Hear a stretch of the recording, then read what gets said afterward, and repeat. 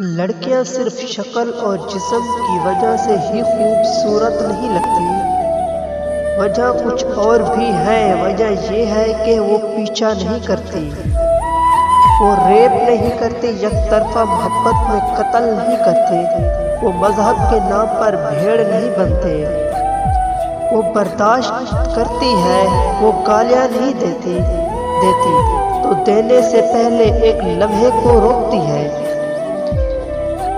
वो जिस्म से पहले दिल को पढ़ती है। वो लड़कों का रेप करके इन्हें मर जाने के लिए नहीं छोड़ जाते।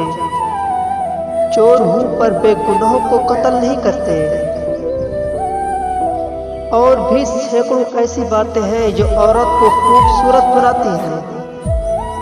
अब एक एक बात आप लोग बताएंगे कि लड़कियों की सिफ्त है। सबसे अच्छे कमेंट वाले को मैं अगली वीडियो में मेंशन करूंगा।